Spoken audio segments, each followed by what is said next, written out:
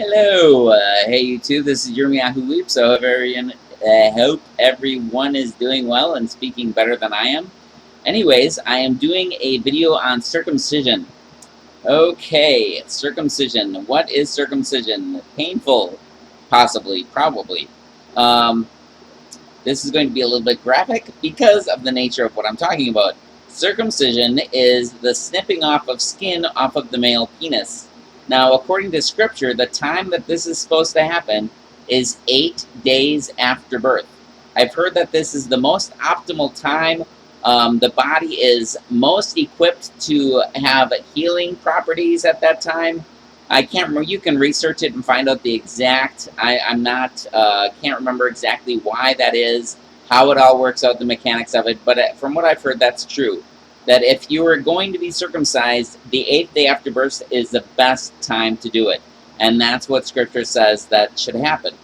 Okay, so what is circumcision? Now I'm going to include a link in the description that refers to the 2 types of circumcision that I'm going to talk about. The 2 types are paria and mila.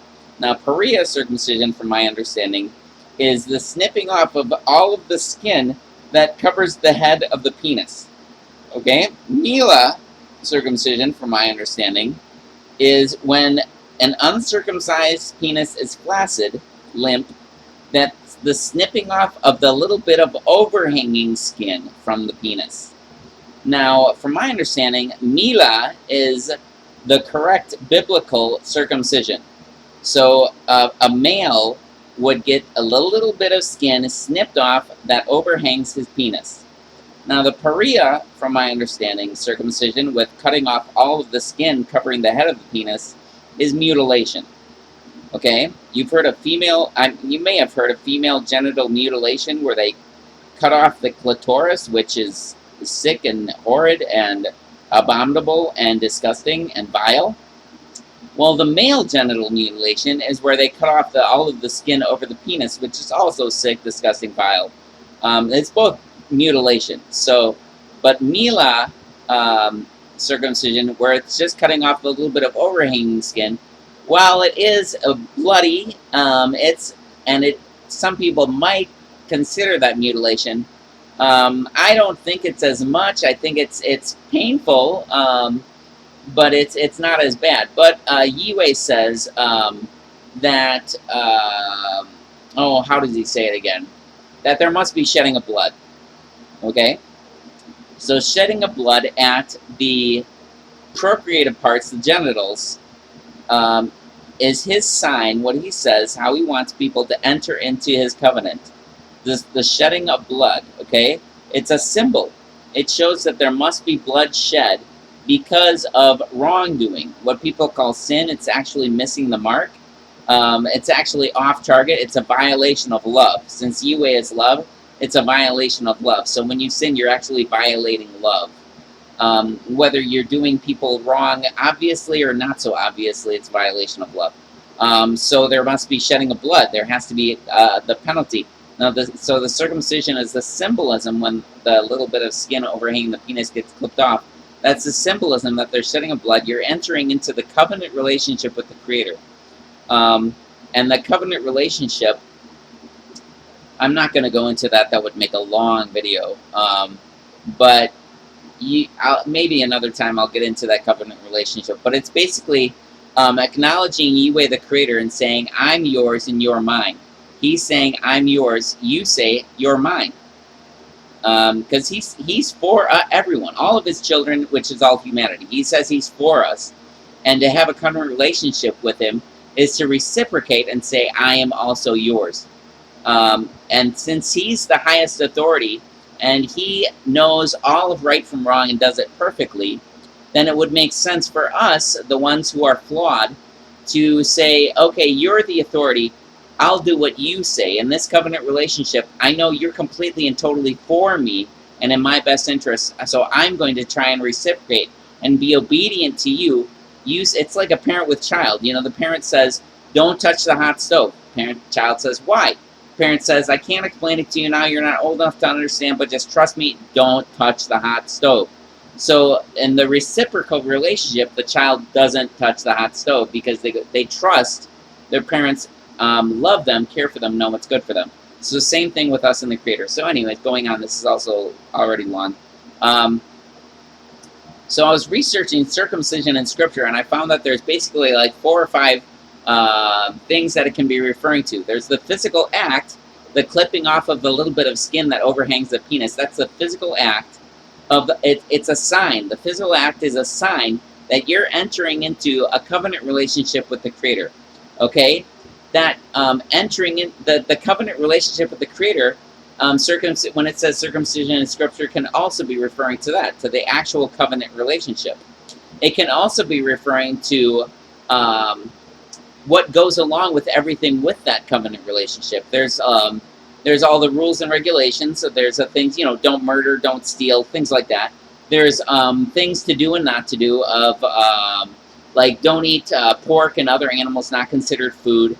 And keep these festivals, because these festivals are not only they a celebration, not only do they draw you intimately with the Creator, but they're also symbolic and give messages and meanings to everyone around you, including all the people that are not of Yahweh, that don't have a relationship, professed relationship with Him now. So yeah, it can be referring to the physical act. It can be referring to the covenant relationship. It can be referring to everything that goes along with the covenant relationship. It can circumcision in Scripture can be referring to the people that are in the covenant relationship with Yahweh. And circumcision can be referring to the Yehudim, with the Jews, the other Israelites, but they were separated by that time. They were off among the other nations. So the Yehudim, who had circumcision, but then along with it, they had Yahweh's rules and regulations, but then along with that, they had their traditions and everything that went along with being in that covenant relationship and having their traditions and all the stuff that they established, and their outlook on the ways to have covenant relationship with the Creator, and how they thought that to be have salvation, you must be obedient to the Creator before you can have salvation. So to be able to get salvation, you have to do all of the obedience to be able to even have it. So a lot of times it's talking about that when it's talking about circumcision. Now there's also circumcision of the heart, which actually the Hebrew concept of heart is equivalent to the English or the modern concept of the mind. So it's circumcision of the mind. So circumcision of the mind. Well, circumcision is the cutting off of skin, the physical act of shedding blood to enter into the covenant relationship with the Creator, where you say, I acknowledge your authority. I submit to your authority. I love you. I want to be with you. I want to have this relationship with you. And the Creator says, now I claim you as my own. I identify you as one of my children who I'm claiming for myself. Even though everyone is His, not everyone has entered into that relationship with Him yet. So circumcision of the mind, let me think. What was I just saying? So,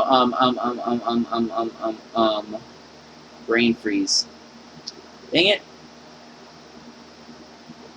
Oh, circumcision of the mind. Oh yeah, it's a cutting off of everything that's of what's contrary to Yahweh. So you're cutting off the part of you that was contrary to Yahweh, because Yahweh says in Scripture, circumcise your hearts, which in English would be circumcise your minds. So it's to circumcise your mind is to cut off and reject what's contrary to Yahweh and enter into that relationship with Him. So you're being more aligned to who He is, because He's already perfect. He's already completely love.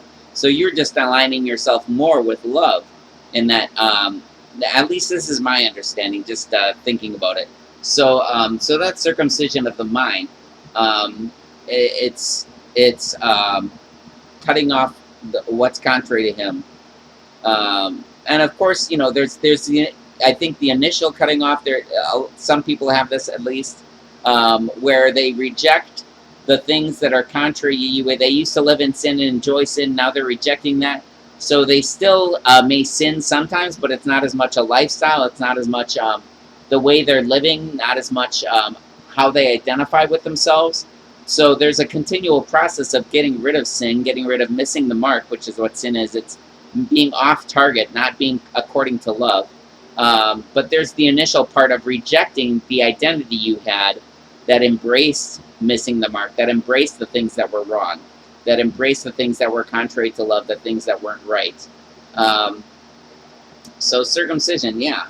And I know there's scripture that talks about how circumcision, it's not as much, the person who is uncircumcised and yet firmly trusts in Yahweh is counted as more upright than the person who is circumcised and is not fully trusting in Yahweh, but is relying on his own behavior to earn favor, to earn uprightness. This is now 10 minutes. So I think that, yeah, like I said, I'm going to include a link in the description. There's circumcision, Mila, Peria. Mila is just the cutting off a little bit of skin that overhangs a penis.